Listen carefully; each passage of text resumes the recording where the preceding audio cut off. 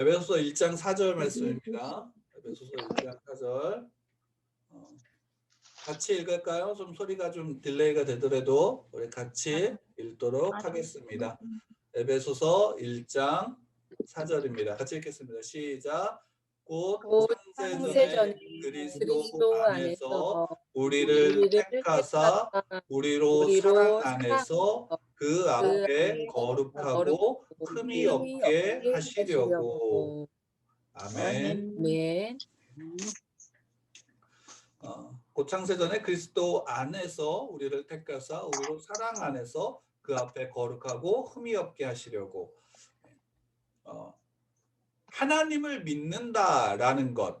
여러분들 하나님을 믿는다라고 하면 하나님을 믿는 믿음이 어떻게 고백되느냐, 우리가 어떻게 하나님을 믿느냐라는 그 고백이 우리 지난주에 함께 나누었지만 결국 하나님은 너무 크시기 때문에 우리 모두가 그 하나님을 알 수는 없죠. 하나님 알 수가 없는데 그 안에서 그 하나님과 하나님이 나에게 오셔서 나와 함께하는, 그래서 나와 관계하는 그 하나님의 관계 속에서 우리는 그 하나님을 고백하게 되어집니다. 그래서 나의 하나님, 나의 아버지, 나의 주요 그리스도, 또 나의 성령 하나님이라고 우리가 이제 그렇게 고백을 하게 되어지는데, 그러면 이제 하나님이 가진 그 하나님의 모습 속에서 우리가 소유리 문답에서 하나님에 대해서 이제 하나님의 작정은 무엇입니까? 라고 이렇게 묻고 있어요. 그러니까 하나님의 작정은 무엇입니까? 라고 제가 읽어드리면 하나님의 작정은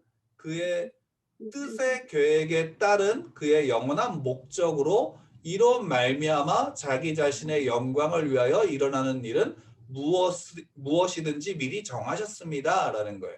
빨간 글씨로 되어져 있는 부분만 한 번 더 같이 읽겠습니다. 시작.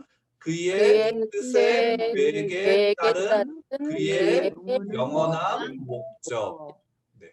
작정이라는 것. 그러니까 우리가 교회에서 예배를 드리다 보면 하나님의 작정이라고 하는 부분, 그러니까 작정하심이라고 하는 부분에 대해서 우리가 잘 이야기를 하는데, 작정이라는 것은 말 그대로 그러니까 하나님의 그 뜻의 계획에 따른 영원한 목적, 그러니까 하나님이 계획하셨다라고 우리가 쉽게 이해하면 되죠. 그러니까 하나님이 계획하셨다.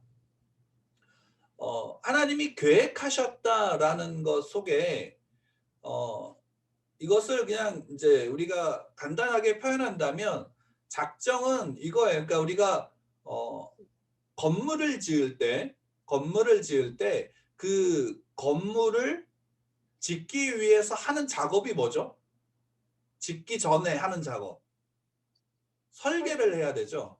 설계를 하고 그 설계도를 만들어서 그 설계도로 이제 그 집을 짓게 되어지는데, 작정이라는 것은 말 그대로 하나님이 이제 아까 에베소서 그 말씀 1장 4절 말씀처럼 창세 전에, 그러니까 이미 시간 이전에 하나님이 세상을 창조하시고 모든 것들에 대해서 하나님이 이미 계획하셨다라는 거예요. 하나님의 뜻으로 말미암아 뜻에 맞게 계획하셨다. 그것을 우리가 작정이라고 얘기를 합니다. 그럼 그 하나님이 작정하신 것을 그러니까 시간 이전에, 시간 바깥에서 계획하셨던 것들을 그러면 실행을 하셔야 되잖아요. 그것을 그대로 실행하셔야 되는데, 그 작정을 실행하시는 것이 무엇이냐라고 하면 역시 이제 소율이 문제 8번째 질문에 하나님은 자신의 작정을 어떻게 실행하십니까? 라고 해서 하나님은 자신의 작정을 창조와 섭리의 사역에서 실행하신다 그랬어요. 그러니까 하나님이 작정하셨어. 그럼 그 작정은 뭐예요? 하나님이 그 마음에 뜻하신 거예요. 그리고 뜻하시고 계획하신 것들을 실행하셔야 되잖아요. 그러니까 마음에 뜻하고 계획했는데 실행을 하지 않으면 그건 의미가 있을까요? 없을까요? 의미가 없죠. 그러니까 우리 매년 이제 올해 같은 경우는 그런 얘기들이 많이 안 나오지만, 코로나19로 인해서 사람들이 그런 얘기들이 많이 안 나오지만, 매년 신년이 되어지면 모든 대부분의 사람들은 대부분 어떤 관례, 그러니까 습관처럼 하는 일들이 있죠. 새해가 되어지면 신년 계획을 세우시나요, 안 세우시나요? 세워요. 그 혹시 여러분들도 세우셨나요? 신년이요. 올해는 어떤 일을 해야 되겠다. 대부분 이제 기독교인들, 그리스도인들이 신년 계획을 세울 때는 항상 제일 많이 하는 게 뭘까요? 올해는 말씀 성경 일독을 해야 되겠다. 꼭 하겠다. 그러면 성경 일독을 하기 위해서 1월 1일부터 성경을 읽어요. 그러면 그 성경 일독을 할 때 대부분 어떻게 하냐면 며칠 동안 읽을까요? 3일. 그죠? 3일이다. 그러니까 그 3일이라는 걸로 대표되지만 아마 창세기와 출애굽기를 읽으면서 거기까지는 잘 읽을 수 있는데 레위기를 들어가면서부터는 대부분의 사람들이 성경책을 덮게 돼요. 레위기에서는 제사법이나 이런 이야기들이 나오기 때문에 그런 부분에서 성경을 덮게 되어지죠. 근데 그러니까 계획을 했는데 실행을 하지 않으면 그 의미가 있어요, 없어요? 없는 거죠. 그게 우리의 삶에도 있어요. 근데 하나님도 마찬가지로 마음의 뜻을 가지고 계획을 하셨는데 그것을 실행하지 않으면 의미가 없잖아요. 그래서 하나님은 그 마음에 작정하신 것, 그 작정하신 것을 어떻게 실행하셨냐? 창조. 모든 것들을 하나님이 창조하심으로 그 마음에 작정하신 것을 실행하신 거예요. 근데 창조하면 창조로 그냥 끝나고 내버려 두는 게 아니라 그 창조를 어떻게 하시냐면 그 하나님의 그 섭리 속에 두신 거예요.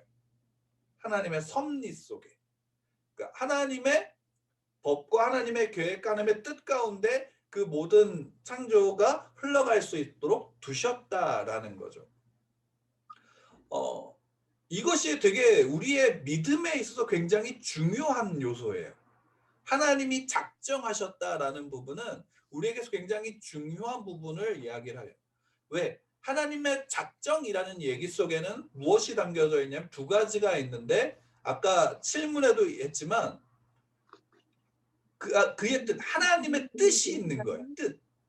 하나님의 뜻이. 그러니까 작정에는 하나님의 뜻하심이 있는 거고 그 뜻하심과 함께 뭐냐면 하나님의 계획이 있는 거예요. 그러면 모든 우주 만물은 그 하나님의 뜻과 계획대로 흘러갈까요? 안 흘러갈까요? 흘러가요. 흘러가게 되어지는 거예요. 모든 것이 그 하나님의 뜻과 계획에 맞춰서 흘러가고 이것이 그 작정이 그래서 뭐냐? 하나님의 영원한 목적이 된다라고 이제 이야기를 하고 있는 거예요.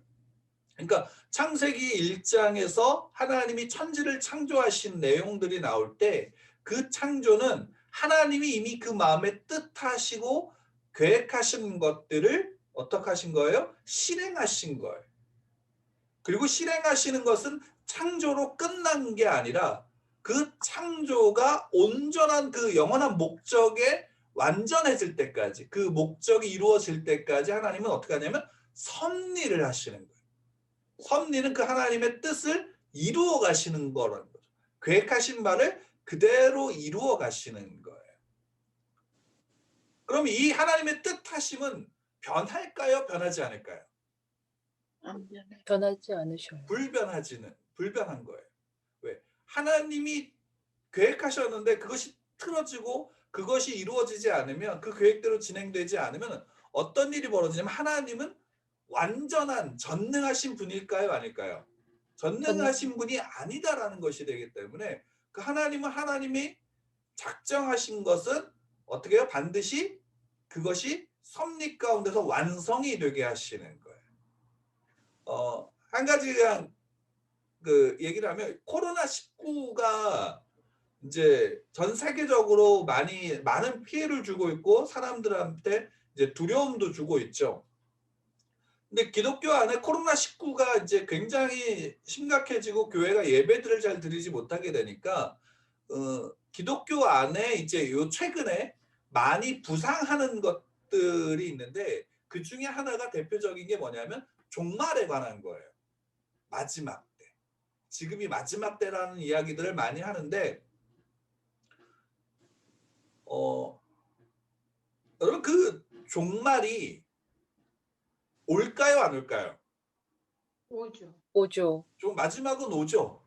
그럼 그 종말은 그 세상의 그 마지막 종말은 모든 것이 다 갈아엎어지고 다 부셔지고 완전한 폐허가 되는 것이라고 혹시 생각하시나요?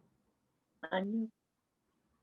완전 성경에서 여러분들이 볼 때 우리가 종말을 이야기하고 종말에 관한 이야기들을 할 때 항상 여러분 그럼 종말에 대한 이야기를 하면 아 되게 기쁘다.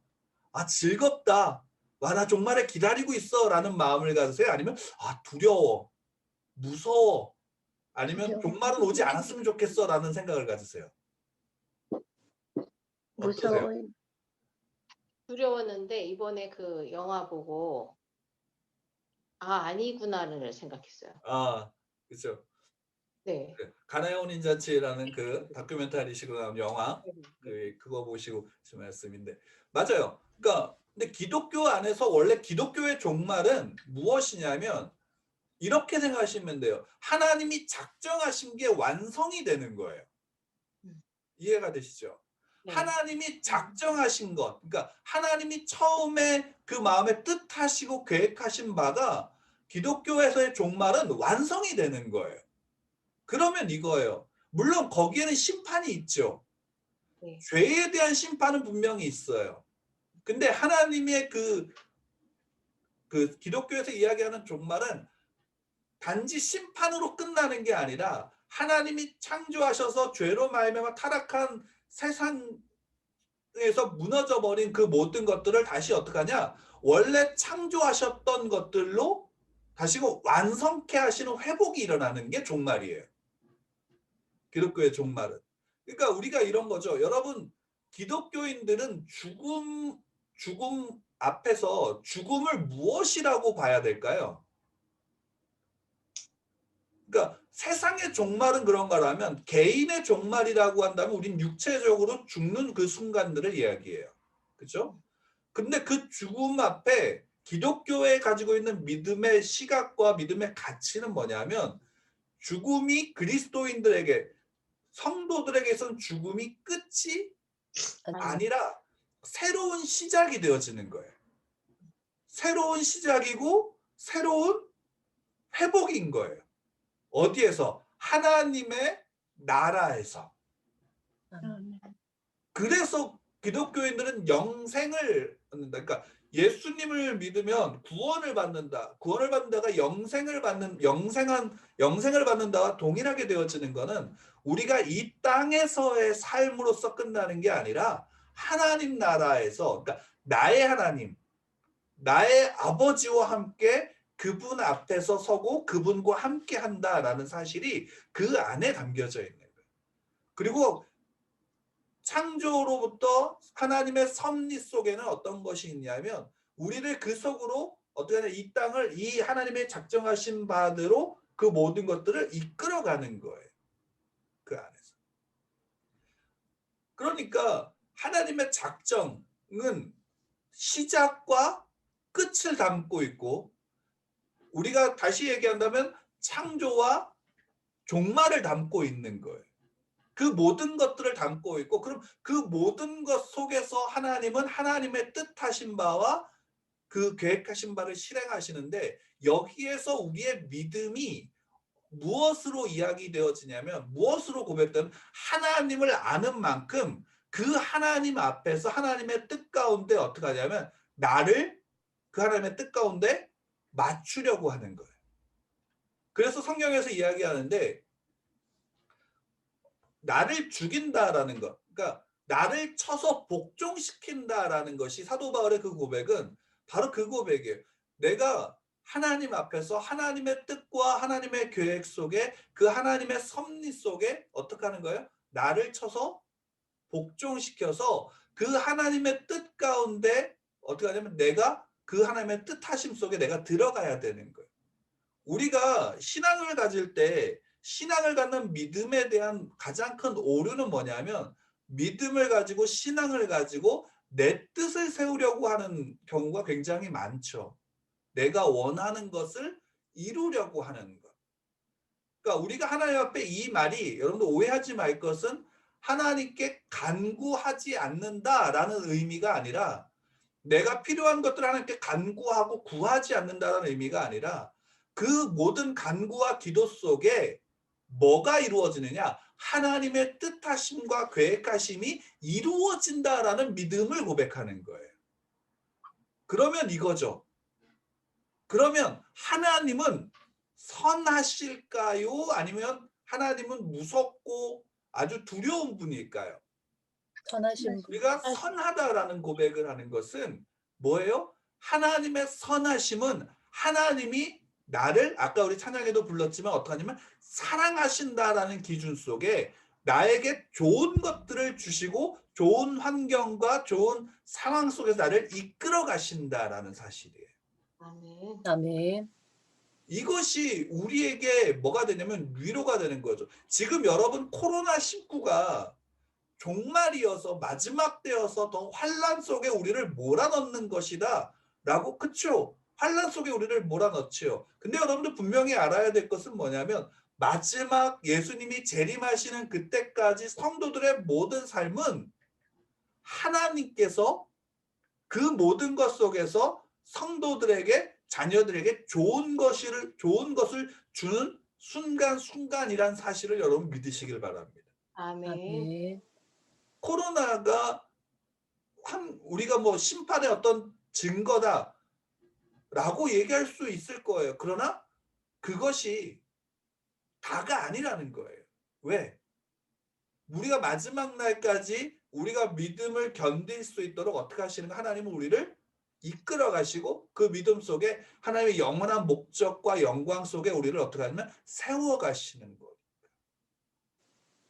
지금 우리가 하나님이 그러면 이거죠. 하나님의 작정에는 무엇을 담고 있냐면 하나님은 우리와 동떨어진 곳에서 우리를 내버려 두고 마치 부모가 자녀를 버려두고 네 마음대로 방임해서 그냥 네 마음대로 살아라고 내버려 두고 방치하는 그런 하나님이 아니라는 것이 여기에 담겨져 있는 거예요.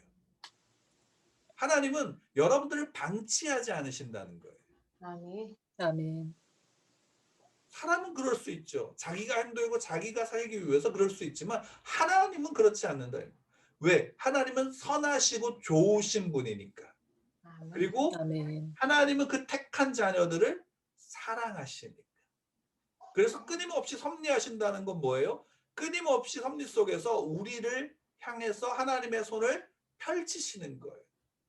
그리고 하나님 간섭하세요. 무엇으로? 여러분들 옆에 있는 분이나 또 여러분들 교회에 있는 분이나 또 여러분들과 함께 그 신앙을 나누는 이들을 통해서 때로는 믿지 않는 자들을 통해서 때로는 환경 속에서 하나님 우리를 간섭하시는 거예요. 아멘. 코로나19는 하나님이 우리에게 간섭하시는 손길이에요. 아멘. 무엇을? 우리의 믿음이 정말 올바른가? 너 믿음이 정말 올바르니? 너 믿음이 정말 그 하나님의 나의 그 말 가운데 온전히 세워져 있니? 라는 것을 물으시는 거예요. 그럼 여러분 우리가 답해야 되는 거예요. 무엇으로? 이러한 때에 우리가 그 믿음이 더욱더 견고할 수 있도록 하나님의 말씀 속에서 하나님의 뜻과 하나님의 그 말씀이 내 안에서 온전히 어떻게 보면 드러날 수 있고 순종 가운데 사는 거죠. 오늘 제가 아침에 어떤 방송에서 인터뷰로 나온 한 분이 이야기하는 것을 들었어요. 그분이 이런 얘기를 칼럼으로 썼는데 칼럼에 이런 내용을 썼다 그러더라고요. 한국은 자다가 일어나 보니 선진국이 되어 있다. 그러니까 최근에 코로나19로 인해서 많은 나라 외신들을 뉴스를 이렇게 봤는데 다 우리나라 대한민국을 지칭할 때 뭐냐면 선진국이라고 지칭을 한대요. 선진국으로서 지칭을 하고. 근데 그걸 모르는 건 누구냐면 대한민국 사람들만 모른다라는 얘기를 해요. 근데 그러면서 이분이 얘기한 것 중에 한 가지가 뭐냐면 저는 그게 우리 교회에도 굉장히 중요한 메시지라고 생각하는 것 중에 하나 뭐냐면 한국 사회는 굉장히 빠른 발전 속에서 뭐가 없냐면 정의를 세우는 과정이 없었대요.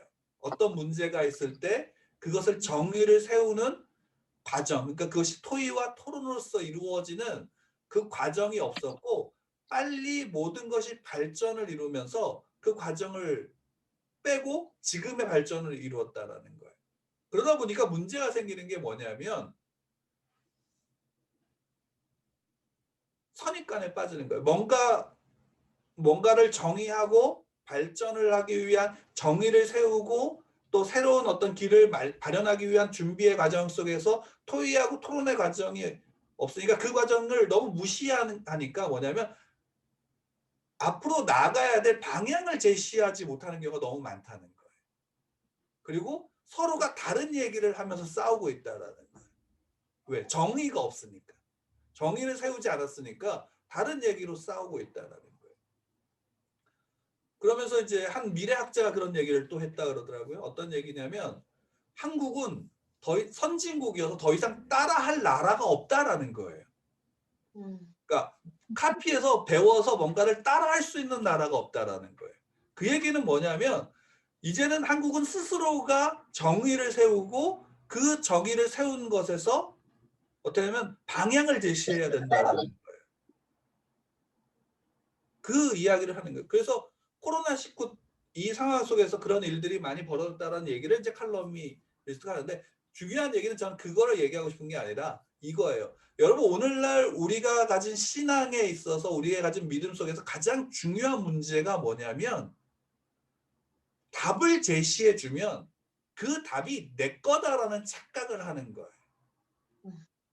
신앙은 여러분 신앙의 답은 어디에 있냐면 성경에 있어요.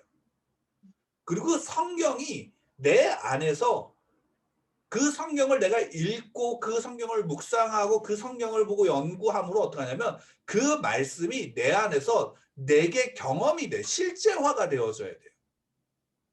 그럴 때 어떻게 되냐면 우리에게 부딪힌 지금 코로나로 인해서 주어진 우리 교회의 신앙의 환경 속에서 나와 우리 교회가 어떻게 할 것인지에 대한 방향을 정할 수 있게 되어지는 거예요. 언제까지 우리가 누군가에게 이게 답이에요 라고 얘기한 것을 듣고 그것이 내 답으로 생각하고 그냥 그것만을 따라가는 그러한 신앙으로 있는 것이 올바르고 건강한 신앙의 모습이 아닌 거예요. 중요한 거는 이거죠. 지난주에도 그래서 이야기한 거예요. 나의 하나님을 만난다라는 것은 굉장히 중요한 거예요. 물론 누군가의 설교와 누군가의 책과 누군가의 이야기와 교제를 통해서 우리는 그 하나님, 그 사람이 맞는 하나님을 경험하고 그 하나님 앞에 내가 쓸 때가 있어요. 그 경험 속에서 내가 그 하나님 앞에 나가 그 하나님이 나의 하나님으로서 세워질 때가 있고 나의 신앙에 도움을 받을 때가 있어요. 여러분 근데 그 안에서 무엇이 필요하냐면 내가 정말 하나님 앞에서 올바른 하나님의 자녀로 서 있는가, 서가고 있는가. 그리고 그 안에서 때로는 남들이 다 맞다라고 하는 것이 정말 맞나? 라는 의문도 한번 가져볼 필요가 있어요. 근데 그걸 혼자만 생각해서 끙끙거린다면 문제가 생길 수 있죠. 왜? 자기 혼자에 갇혀서 혼자의 생각 속에 갇혀버리면 어떻게 되냐면 독선적이 돼버리는 경우가 많잖아요. 근데 교회라는 것이 하나님 앞에 우리에게 주신 복이 뭐냐면 성도들이 교제할 수 있는 거예요. 제가 늘 얘기하지만 목사도 성도예요. 그래서 목사도 성도로서의 교제가 필요하고 성도의 교제를 통해서 뭐냐면 배워나가는 거거든. 목사는 다 알아서 이렇게 하는 게 아니라 고민을 더 많이 하고 성경을 보고 그 안에서 연구를 하고 말씀을 하지만 실제적인 삶에 부딪히는 부분 속에서는 모든 걸 알 수 있지 않죠. 하나님께서 우리의 교회라는 공동체 속에서 어떤 일을 하시냐면 그 안에서 각자 여러분들 속에 계신 그 하나님이 여러분들의 삶을 통해서 또 이야기를 통해서 보여지므로 저 또한 그 속에서 그 하나님과 함께 제가 믿고 제가 고백하는 그 하나님을 고백하면서 함께 어떻게 되냐면 하나님 앞에 온전하여지는 거예요. 그것이 교회라는 공동체의 모습이죠. 그래서 우리는 하나님을 믿는 거예요. 중요한 건 하나님을 믿는 거죠. 그리고 그 하나님 앞에 내가 나의 하나님 앞에 서야 되는 것. 그러기 위해서 하나님의 말씀 가운데 서는 것이고 또 이런 교제를 통해서 하나님께 함께 나아가는 것이죠. 다만 중요한 건 이거예요. 하나님은 선하시다. 아멘. 하나님은 선하시다. 하나님 좋으신 하나님이시다. 하나님 언제나 그래서 나를 사랑하신다.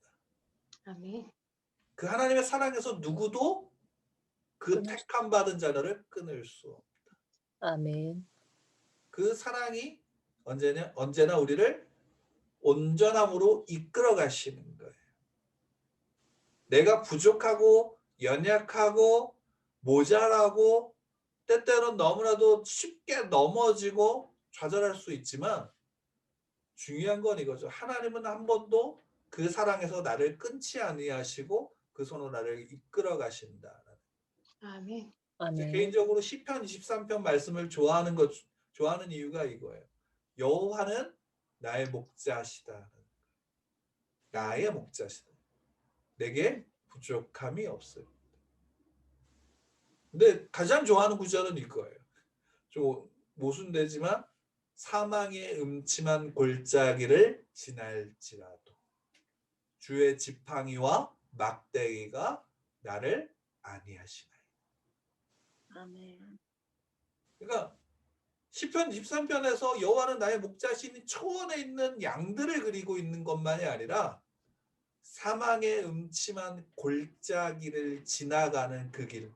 근데 그 길을 갈 수 있고 그 길에서 넘어질 수 있고 그 길에서 길을 잃을 수 있지만 내 목자 되신 그분의 지팡이가 나를 늘 인도한다라는 거. 아멘. 아멘. 99마리의 양보다 잃어버린 한 마리의 양을 찾으러 가신 예수님은 99마리는 귀하지 않은 게 아니라 그 사망의 음침한 골짜기에서 길을 잃고 있는 그 한 마리조차도 기억하시고 찾아가신다. 아멘. 아멘. 여러분들에게, 저에게 동일하게. 우리는 그것이 하나님이 우리를 향한 섭리입니다. 여러분들을 향한 섭리고요. 다만 우리는 그 섭리 속에서 내게 어떤 불행한 일들이 닥쳐왔을 때 그것이 정말 힘들고 어렵지만 하나님이 우리에게 복 주신 것은 제가 아까 이제 그 같이 그러니까 기도해드렸으면 좋겠다라고 했던 성도님의 어머니를 위해서 기도하자라고 얘기했을 때 뭐냐면 그거죠. 얼굴도 본 적이 없거든요. 어디 사는지 몰라요. 근데 믿음이라는 공동체 안에서 내가 어려울 때 누군가에게 기도를 요청할 수 있는 거 하나님이 나와 함께 하시기 때문에 가능한 일인 거죠. 아멘. 아멘. 근데 내가 그렇게 하지 못해서 정말 누군가에게 기도 요청조차도 할 수 없을 때 그럴 때조차도 어떻게 하시냐면 내 안에 성령께서 어떻게 하시나요? 나를 위해서 중보하시고 우리 예수님은 하나님의 보좌 옆에 우편에 앉으셔서 나를 위해서 또한 중보하시는 분. 근데 그 하나님은 그 사랑에서 언제나 우리를 이끌어 가시고 새롭게 하신다라는 것. 하나님의 작정은 우리에게 너무나 놀라운 은혜의 하나님의 계획이신 거죠. 그리고 오늘 완전케 하시는 시작과 끝의 모든 것을 담고 있는 여러분들의 그 하나님 앞에 날마다 나아가시길 바랍니다. 아멘. 그래서 나의 하나님을 늘 고백하십시오. 나의 하나님의 고백이 또한 깊어질 수 있도록. 제가 전에도 말씀드렸지만 예수님은 나의 주인이십니다. 아멘. 예수님 나의 주인이십니다. 아멘. 또 누군가에게 예수 믿으세요라고 얘기했던 그 한마디가 어제보다 오늘 그리고 오늘보다 내일 더 깊어짐으로 그 고백이 정말로 온전한 하나님 앞에 더욱더 가까이 나가는 자의 고백이 될 수 있도록 여러분 함께 하시기를 바랍니다. 아멘. 이게 참 우리에게 복된 거죠. 그 복이 저와 여러분들에게 있고 그 복으로 말미암아 우리는 새로워지고 있습니다. 그러니까 여러분 한번 보세요. 옆에 보세요. 옆에. 지금 여러분 계신 곳에서 옆에를 한번 보세요. 옆을 봤어. 아무도 없는 분도 있고 누군가가 옆에 같이 있는 분도 있고 하잖아요. 근데 아멘. 여러분 코로나19가 아니었으면 교회에서 줌으로 이런 시간을 가질까요? 아니요. 아마 안 가졌을 거예요. 생각도 안 했을 거죠, 아마. 근데 이런 환경이 우리를 이렇게 모을 수 있다라는 거. 그러면 이건 하나님의 복이잖아요. 네, 아멘. 아멘. 그렇지 않나요? 아멘. 네. 아멘. 우리 중심에서 그것을 잃지 말고 서시기를 바랍니다. 물론 아멘. 여러분 교회에서 함께 얼굴과 얼굴을 보면서 예배드리는 것이 더 복된 거예요. 그게 참 아멘. 귀한 것입니다. 여러분 그 애통함 또한 가지세요. 함께 예배하지 못하는 또 하나님 앞에 함께 그 공동체 안에서 함께 예배하지 못하는 애통함을 가지세요. 이게 지금 우리가 마땅히 지금 우리 사는 성도들이 가져야 될 모습일 겁니다. 그 복을 우리 함께 누리고 그러나 또한 환경 속에서 이렇게 하나님 앞에 나가고자 하는 마음으로 서는 우리들 모습 속에서 하나님의 기뻐하시고 복되신 그 은혜가 함께하고 그 복으로 말미암아 우리가 좀 더 하나님 앞에 새롭게 나아가는 저와 여러분들 되기를 축복합니다.